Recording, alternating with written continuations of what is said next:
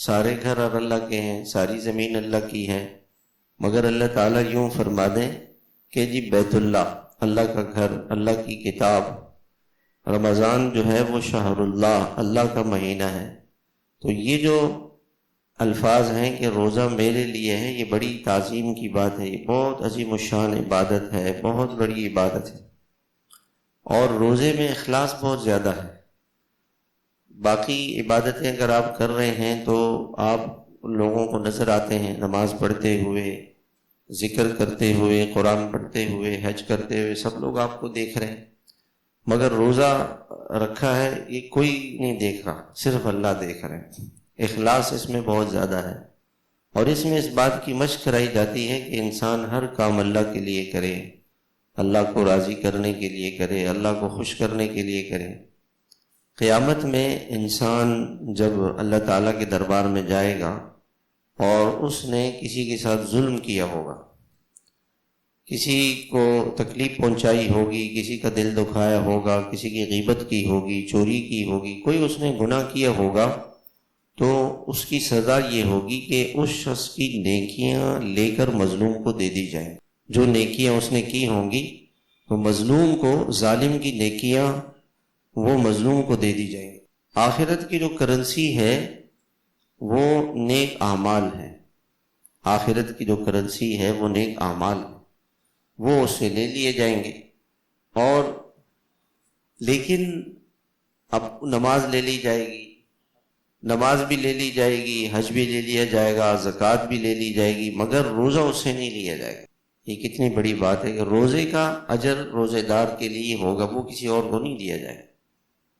پھر روزے کا باقی جتنی بھی نیکیاں ہیں، باقی نیکیاں اس کے لیے ایک پیمانہ مقرر کیا گیا ہے، فرشتوں نے ایک پیمانہ مقرر کیا ہوا ہے، اور وہ پیمانہ اس پیمانے کے اندر نماز کو، باقی چیزوں کو رکھا جائے گا، اور اس کے مطابق اس کو اجر دے دیا جائے گا۔ لیکن روزے کا اجر براہ راست خود دیں گے اللہ تعالیٰ، خود دیں گے، اور بہت زیادہ دیں گے، چونکہ روزے کے اندر صبر ہے، روزے میں صبر ہے، روزہ صبر کا مہینہ ہے، اور صبر کا جب ثواب جو ہے وہ اللہ تعالیٰ بے حساب دیں گے۔ انما یوفی الصابرون اجرهم بغیر حساب، اللہ تعالیٰ صبر پر بے حساب انعام انسان کو دیں گے۔ تو یہ بہت عظیم الشان عبادت ہے، یہ بہت بڑی عبادت ہے، یہ بہت اعلیٰ عبادت ہے۔ یہ جو رمضان کا مہینہ ہے، روزہ، یہ بہت بڑی عبادت ہے۔ اللہ تعالیٰ نے روزے میں، جو رمضان ہے، ایک جامع مہینہ ہے، بدنی عبادت بھی دی کہ دن کو روزہ رکھو، جسم کو مشقت میں ڈالو، اور رات کو تراویح پڑھو، قرآن شریف سنو، یہ ساری جسمانی عبادت ہے۔ انسان کو اللہ تعالیٰ نے دو چیزیں بڑی عطا فرمائی ہیں، ایک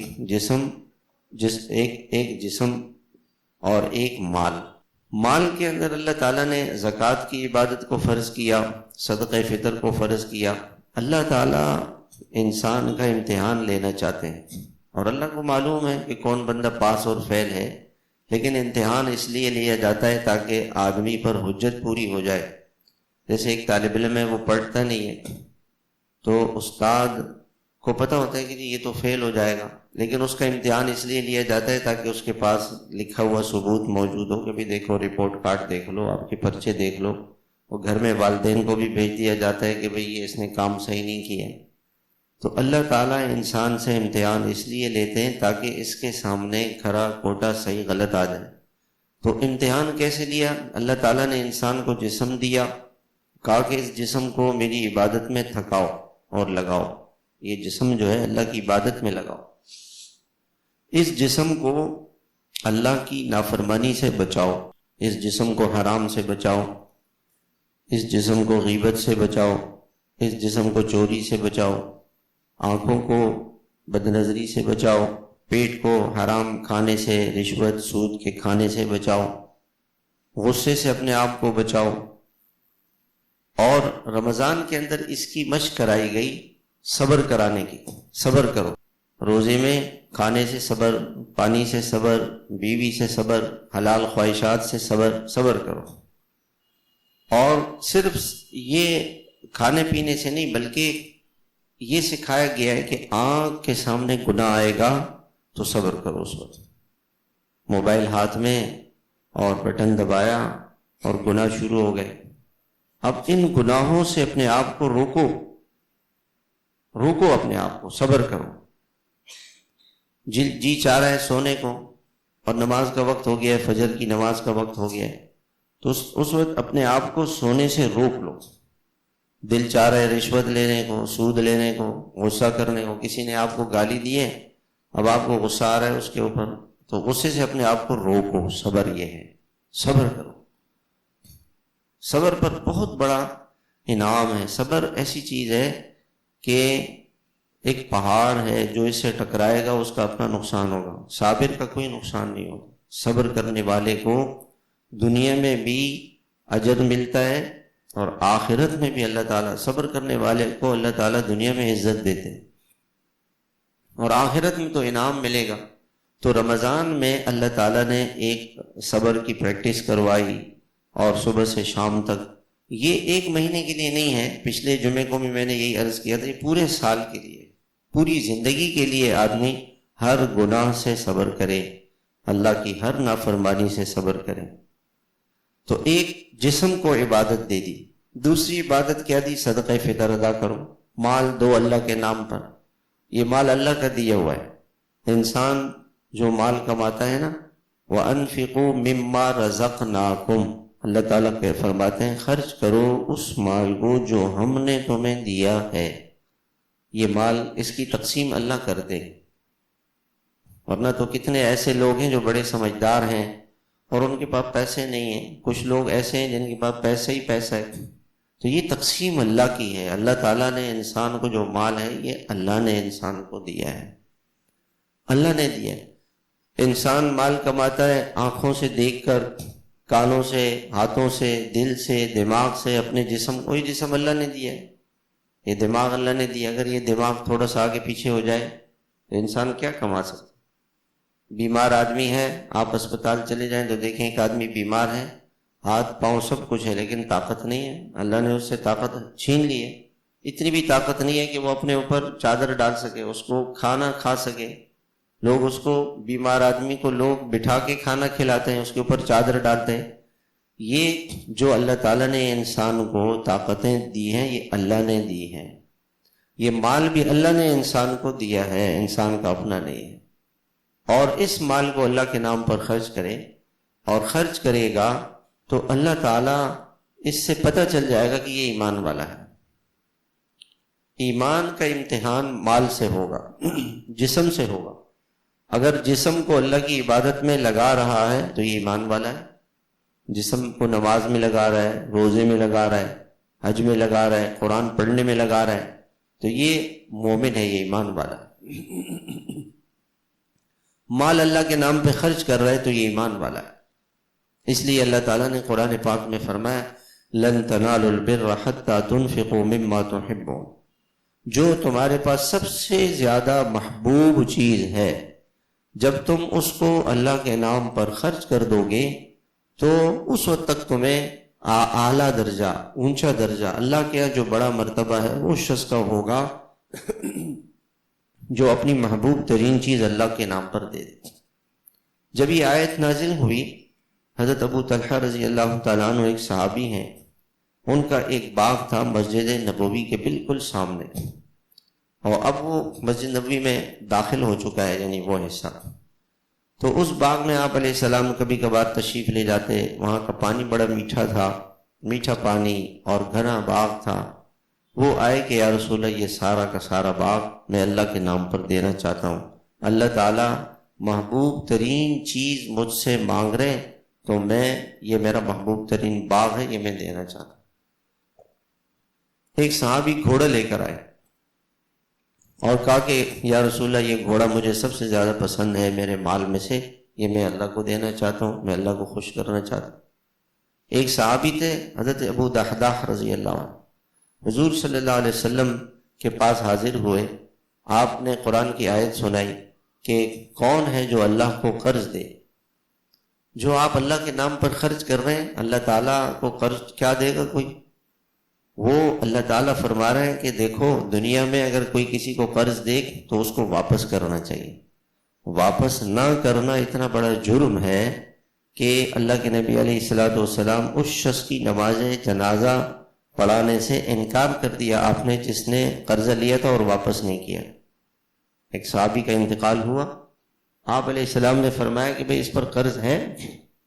لوگوں نے کہا کہ ہاں قرض ہے. تو آپ نے فرمایا کہ میں اس کی نماز جنازہ نہیں پڑھوں، تم لوگ پڑھو. تو ایک صحابی اٹھے کہ یا رسول اللہ میں ان کا قرضہ ادا کر دیتا ہوں. تو آپ نے فرمایا کہ چلو ٹھیک ہے، پھر میں نماز جنازہ پڑھا دیتا ہوں. قرض اتنی اہمیت والی چیز ہے. تو اللہ تعالیٰ نے جو مال آپ اللہ کو دیں گے اس کو اللہ تعالیٰ نے قرض فرمایا ہے، کیونکہ قرض واپس کیا جاتا ہے کہ یہ ضرور واپس ہوگی، اس کا بدلہ ملے گا، دنیا میں بھی ملے گا اور آخرت میں بھی ملے گا. تو اس صحابی نے یہ آیت سنی تو اللہ کے نبی علیہ الصلوۃ والسلام سے فرمایا کہ یا رسول اللہ میرا ایک باغ ہے جس میں 600 کھجور کے درخت ہیں. کتنے درخت ہیں؟ 600. اس زمانے میں ایک کھجور کا درخت ایسا تھا جیسے کسی آدمی کے پاس ایک ٹھیلا، ایک رکشا، ایک ایسی کوئی چیز آ گئی، ایک جانور آ گیا، ایک بیل آ گیا، ایک بھینس آ گئی، ایک بھینس پورے گھر کا کام کرتی ہے، ایک اونٹ آ گیا. ایسے ایک کھجور کا درخت اتنا قیمتی تھا. 600. آپ یہ سمجھ لیں کہ 600 دکانیں کسی آدمی کے پاس ہو اور وہ کہے کہ یہ سب میں اللہ کے نام پہ دے رہا ہوں، کتنا بڑا. اور جب واپس گھر آئے تو باغ کے اندر نہیں آئے بلکہ باہر سے اپنی بیوی بچوں کو آواز دی کہ تم لوگ باہر آ جاؤ. انہوں نے کہا کیوں؟ کہ یہ میں اللہ کو دے چکا ہوں، یہ باغ میں کس کے دے چکا ہوں؟ اللہ کو دے چکا ہوں. ایسے تھے صحابہ کرام، اللہ کے نام پر خرچ کرنے والے، اللہ کو دینے والے تھے کہ ہم اللہ کو خرچ کریں گے، اللہ کے نام پر خرچ کریں گے تو اللہ تعالیٰ دیں گے. اب اللہ تعالیٰ نے زکوٰۃ کو فرض کیا ہے، یہ فرائض میں سے ہے. زکوٰۃ ادا کرے گا. اللہ کے نبی صلی اللہ علیہ وسلم کے زمانے میں ایک شخص تھا، اس کا مال تجارت سمندر کے کنارے پڑا ہوا تھا. پانی کی لہر آئی اور اس کا مال تجارت بہہ گیا. آپ کو اطلاع ہوئی، آپ نے فرمایا کہ جو آدمی اپنے مال کی زکوٰۃ ادا نہیں کرتا تو اس کا مال ضائع ہو جاتا ہے. یہ جو چوری ہوتی ہے اور کوئی آدمی ڈاکہ ڈال کے مال لے جاتا ہے اور نقصان ہو جاتا ہے کہ کسی عدالت میں کوئی کیس لگ گیا، بیماری ہو گئی، کوئی اس طرح کی، اب لوگ کہتے ہیں جی پتہ نہیں یہ مصیبت کہاں سے آئی. تو زکوٰۃ نہیں ادا کرے گا تو اس کا مال محفوظ نہیں ہوگا. اور علماء نے اس کا دوسرا مطلب ایک حدیث کا جو حدیث پاک ہے کہ زکوٰۃ کا مال کسی مال میں مل جائے تو وہ اس کو تباہ کر دیتا ہے. ایک آدمی زکوٰۃ کا مستحق نہیں ہے. آج ہر آدمی کہہ رہے ہیں مجھے زکوٰۃ دو، ہر آدمی، حالانکہ زکوٰۃ کی بہت ساری شرطیں ہیں. تو اگر کوئی آدمی زکوٰۃ کا مستحق نہیں تھا اور اس نے لوگوں سے کہا کہ مجھے زکوٰۃ دو، کسی نے اس کو زکوٰۃ دے دی، تو جو اس آدمی کے پاس اپنا مال ہوگا وہ بھی تباہ و برباد ہو جائے گا. زکوٰۃ کا مال آدمی کو نہیں لینے چاہیے جب تک کہ وہ مستحق نہ ہو. علماء سے پوچھے کہ میں زکوٰۃ کا مستحق ہوں یا نہیں. آپ صلی اللہ علیہ وسلم نے فرمایا کہ قیامت کے دن ایک شخص جا رہا ہوگا، اچانک ایک سانپ آئے گا اور وہ سانپ اس کے گلے میں لپٹ جائے گا. اب یہ آدمی بڑا پریشان ہوگا کہ بھئی، اور اس کو کاٹے گا، یہ شور مچائے گا، چیخے گا، چلائے گا. تو وہ سانپ اس کو کہے گا کہ میں تیرا وہ خزانہ ہوں جو دنیا میں تو نے جمع کر کے اس پہ سانپ بن کے بیٹھ گیا تھا اور اس کو اللہ کے نام پہ نہیں خرچ کرتا تھا، زکوٰۃ نہیں دیتا تھا.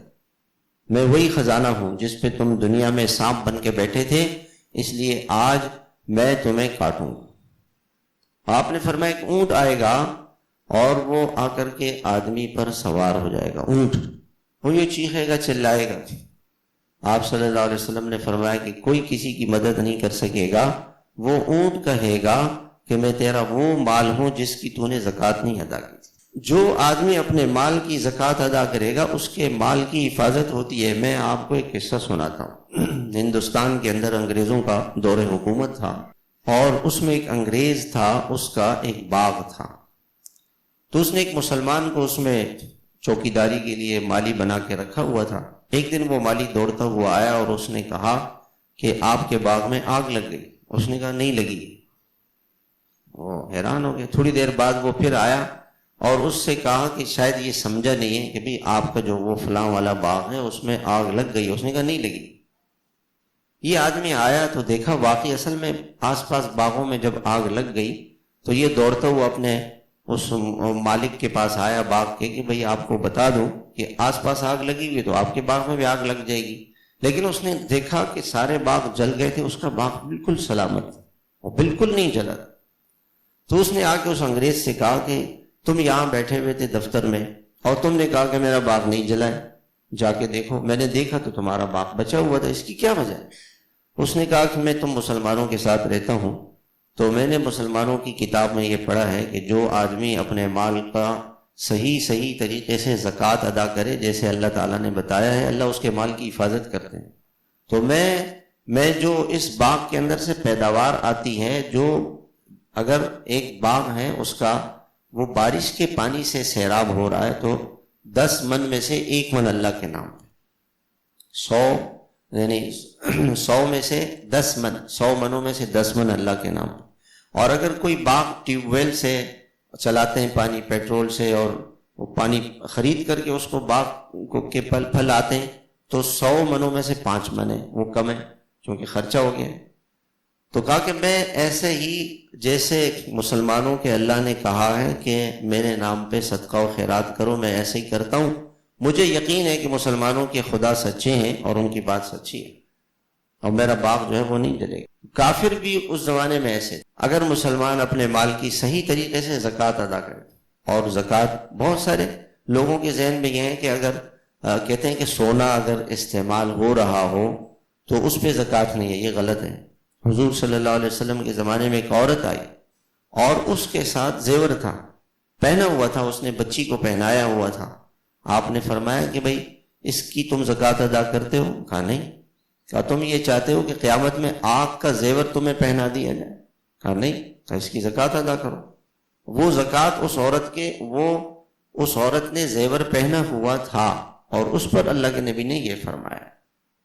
تو یہ بات نہیں ہے کہ اگر سونا استعمال کر رہے تو اس پہ, سونا تو ایک بزنس ہے. اس زمانے کے اندر دو چیزیں ایسی ہیں جو بڑھتی رہتی ہے, پراپرٹی لے لیں آپ یا سونا لیں.